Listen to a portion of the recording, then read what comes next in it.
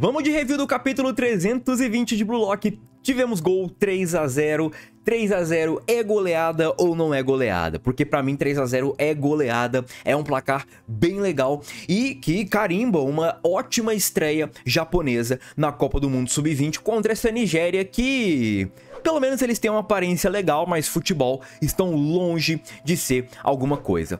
Curta e compartilhe o conteúdo, se inscreve no canal, checa a descrição para você acessar o nosso Discord e ler os capítulos. E bora para review, porque o capítulo abre lá no vestiário japonês. Durante o intervalo, rolou uma conversa. Essa conversa ainda era desconhecida, o que eles de fato combinaram para estratégia do segundo tempo, mas agora nós tivemos uma estratégia.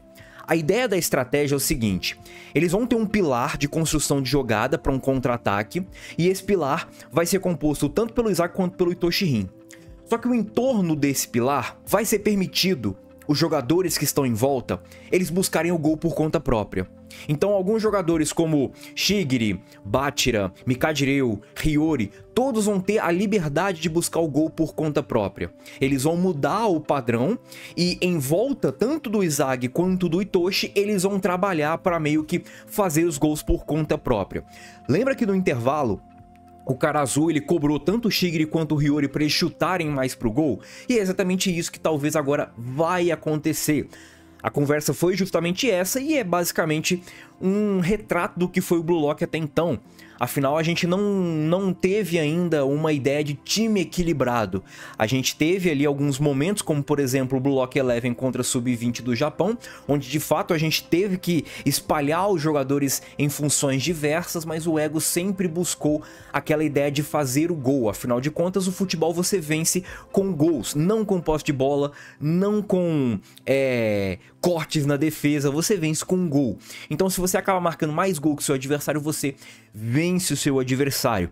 O Blue Lock teve sempre essa essência porque sempre foram jogadores ali que surgiram como atacantes. Só que agora, por conta de todo esse lance da sobrevivência que envolve o projeto, envolve também a carreira deles, eles começaram a atuar em outras posições e isso acaba meio que recuando alguns jogadores, como por exemplo o Ario Jubei, o Nico, o Karazu, que eram atacantes e agora são jogadores mais focados em destruir jogadas.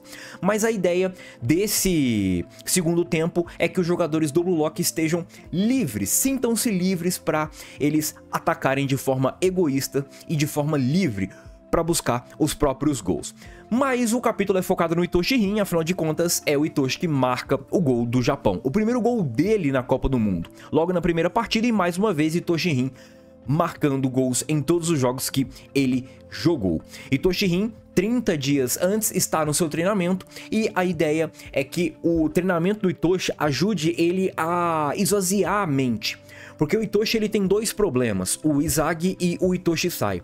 São esses dois personagens que vão desenvolver ou despertar o que o Itoshi ele chama de instinto de destruição. Esse instinto de destruição ele não pode ser despertado numa única, vamos dizer assim, numa única situação onde o Itoshi tem esses dois como rivais, vamos dizer assim. O Itoshi ele precisa conseguir controlar todo o sentimento dele, toda a capacidade dele e transformar aquela capacidade em algo que vai além desses rótulos que ele meio que adquiriu durante o Blue Lock, como o irmão do Itoshi Sai e rival do Izagi. Isso ele quer tirar, porque é isso que tá atrapalhando ele. A ideia, ele até fala da língua, porque quando essa ideia da língua foi colocada no Blue Lock, é dito que jogadores com um nível de concentração elevado, eles costumam ou abrir a boca ou colocar a língua para fora, e isso sim, isso acontece, tá? Quando você tá mais concentrado, você acaba abrindo a boca para você focar melhor. Só que isso é uma ideia que o Itoshi, ele não pode meio que se desligar apenas numa situação meio que sem controle. Ele precisa aprender a acessar esse instinto, essa aura, no momento que ele achar que deve acessar essa aura. Aí ele vai ter um controle tanto para meio que não se desgastar, e quanto para aproveitar de fato o que toda aquela concentração permite para ele. Então é basicamente o treino do Itoshi Rin, é ele conseguir esse nível de concentração sem meio que perder ali a racionalidade. O nível de concentração quando ele quiser e de forma extremamente controlada. Essa é a ideia. Mas o Itoshi mesmo fala que é muito difícil liberar esses rótulos, porque são esses dois que fazem aquele instinto de destruição aparecer. São esses dois que fizeram ele ser quem ele é hoje. Tanto o Sai quanto o Izagi Yoshi durante o projeto Blue Lock. No entanto, esses dois acabam meio que escondendo de fato talvez a real essência do ego do Itoshi, que é ele marcar gols enquanto ele destrói ele mesmo. E isso é interessante porque essa destruição dele mesmo talvez esteja ligada a uma própria evolução, a sair de uma casca e ir criando asas ali, como se fosse um casulo, borboleta, lagarta, casulo e borboleta, né? A ideia da metamorfose. E isso é bem interessante porque a ideia é justamente essa. É o Itoshi conseguir de fato descobrir o seu próprio potencial sem precisar talvez de gatilhos externos para ele ativar esse potencial. Gatilhos externos esses como Izagi e Itoshi Sai. O Itoshi ele precisa de algo que ele consiga despertar por conta própria e não só despertar, mas controlar. Não adianta o Itoshi ele ter uma aura, ter um ego despertado e por conta do Izagi ou por conta do Itoshi Sai, ele não conseguir mais pensar no jogo, ele não conseguir mais racionalizar ali ou raciocinar uma jogada interessante, como por exemplo foi o que aconteceu contra o PXG, contra o Bastard durante o jogo lá contra o PXG. O Itoshi, ele tinha ali oportunidades talvez até de criar jogadas com o Shidou, mas ele não criou. E eu sempre falo aqui que o Itoshi, ele não é fominha. Ele pode ter todo aquele ar de orgulho, de arrogância e tudo mais, mas ele não é fominha.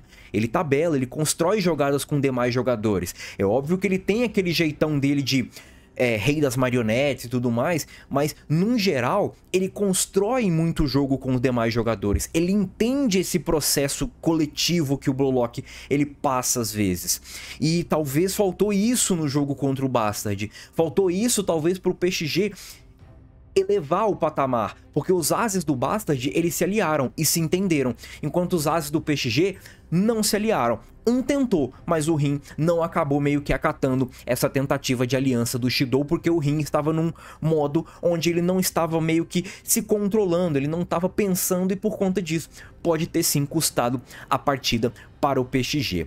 Agora nós temos o próprio Ego falando que o futebol é uma forma de caçar.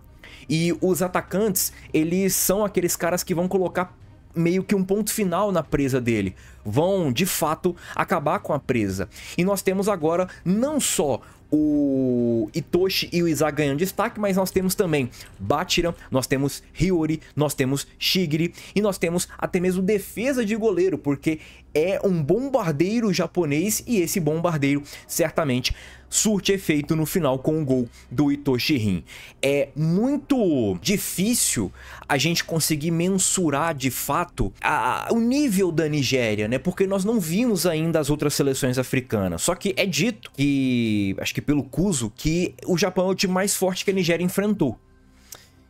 Então, a gente pode esperar talvez outros times africanos sendo completamente neutralizados dentro dessa competição. Mas o foco por enquanto é a Nigéria e o foco é basicamente a construção do herói, do caçador mais forte. É óbvio que o caçador mais forte vai ser aquele cara que tem um mental poderoso, uma capacidade de se adaptar, uma capacidade de evoluir as próprias habilidades. Tudo isso vai fazer com que ele se torne o melhor jogador do mundo, se torne o melhor atacante do mundo. Mas, no entanto, é interessante o ego ser posto à prova para de fato ver até onde ele vai alcançar o nível de heroísmo dele. E agora, além de toda essa conversa, além de todo esse bombardeiro japonês, nós temos do outro lado um desespero nigeriano que eles mesmos se questionam. Como que a gente vai parar isso tudo?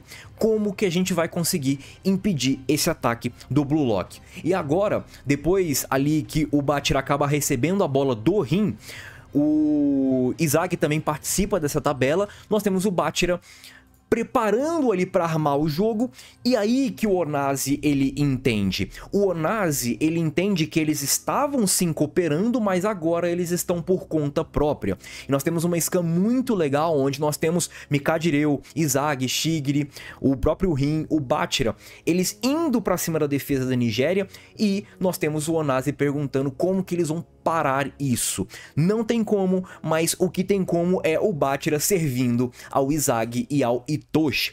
Ele joga ali uma bola que tanto pro Izag quanto pro Itoshi seriam meio que possíveis de finalizar, e com essa finalização nós temos Itoshi surpreendendo o Izag com todas as suas capacidades, toda essa capacidade sua de controlar o seu ego, sua aura, e ele surpreende, ele usa meio que o Izag ali pra ele conseguir virar o corpo, e quando ele vira o corpo em cima do Izag, ele chuta meio que de voleio, bicicleta, enfim, e o Itoshi marca o seu primeiro gol. Ele quer viver como um herói que não tem medo da morte.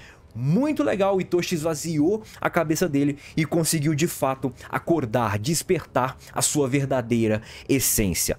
Japão 3, Bachira, Mikadyreu e Itoshi Rin, 0 Nigéria.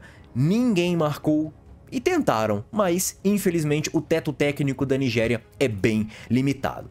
Galera, que capítulo legal, tivemos finalmente o gol do Itoshi Rin e assim, acabou, né? Vamos ver aí como é que vai ser as substituições, teremos substituições, o que que vai acontecer nos próximos capítulos, e se o Izag também vai conseguir marcar nesse primeiro jogo. Belezinha? Tamo junto, rapaziada, e é nóis!